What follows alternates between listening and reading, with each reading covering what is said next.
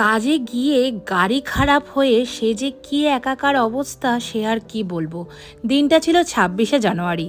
ছিল আমার দুটো ব্রাইড, কিন্তু আনফর্চুনেটলি একটা ব্রাইডের ফাদার ইন ল মারা যান, আর তাতেই কাজটা আবার পোস্টপোন্ড হয়ে যায়। তাই সেদিন একটাই ব্রাইড ছিল, আর ছিল সেই বেহালাতে। আর এমন একটা বিয়েবাড়িতে ছিল যেখানে আমি এই সেম ডেটে 2 বছর আগেও কাজ করে এসেছি। সেটা ছিল বেহালার ব্রহ্মময়ী প্যালেস। আগেও এখানে এসে ব্রাইডাল করে গেছি। আর আজকে ভেন্যুতে পৌঁছে দেখি তখনও ব্রাইড এসে পৌঁছায়নি। বেশ কিছুক্ষণ ওয়েট করার পর ফাইনালি আসলো আমাদের নববধূ। আর এদিকে এই নববধূ আমাকে বুক করেছিল সেই 2023-তে। আজকের শহরের আমাকে বুক করেছিল 2000 কোথায় গেল 23-এ, তাই তো? হ্যাঁ, ঠিকই শুনেছ। প্রায় 1 বছরও বেশি আগের থেকে ও আমাকে বুক করে রেখেছিল ওর এই স্পেশাল দিনটায় আমার কাছে সাজার জন্য। সেদিন ওর ডিমান্ড ছিল একদম সিম্পল আর শাটল মেকআপের। বলো কেমন কি মেকআপ তুমি চাও?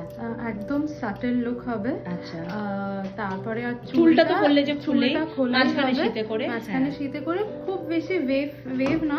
1 বছরের বেশি সময়ের আগের থেকে বুক হওয়ার জন্য একটা ব্রাইডের সাথে সেই রকমই সম্পর্কটা হয়ে যায়। তার কখন কি দরকার, কীরকম কি শাড়ির সাথে কীরকম ফুল সে রাখবে বা কীরকম লুক সে করবে, এই সমস্ত কথোপকথনই চলতে থাকে। দেখা না হলেও যখন সামনাসামনি একটা দেখা হয় যেন মনে হয় যে কতদিনের পরিচয় বা কতদিনের আলাপ। সেই দিনকে আমার ব্রাইড একটা দারুণ কাঞ্জিভারাম পরেছিল, যার কালারটা ছিল একদম দুর্দান্ত। আমার তো ভীষণ ফেভারিট এই টাইপের শাড়িগুলো। তো সেদিন ওর ছিল ইয়ারব্রাশ মেকআপ। এই ইয়ারব্রাশ প্রসঙ্গে তোমাদের কিছু কথা শেয়ার করি। তোমাদের অনেকেরই হয়তো ধারণা থাকতে পারে যে ইয়ারব্রাশ মেকআপ মানে ফার্স্ট টু লাস্ট পুরোটাই ইয়ারব্রাশ দিয়ে হবে, সেটা ক্লিনজিং থেকে শুরু করে হাইলাইটিং সমস্তটাই। কিন্তু সেটা কখনোই পসিবল না।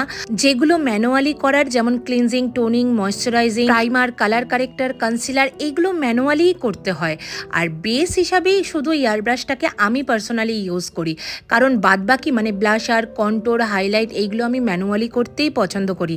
কারণ ফুল অফ ইয়ারব্রাশ মেকআপ কিন্তু ফুল কাভারেজ কখনোই দিতে পারবে না আমাদের ইন্ডিয়ান স্কিন টোনেতে। সো ব্রাইড আমার রেডি, তার মুখ থেকেই শুনে নিই কেমন লাগলো। পছন্দ হয়েছে যেমন বলেছো?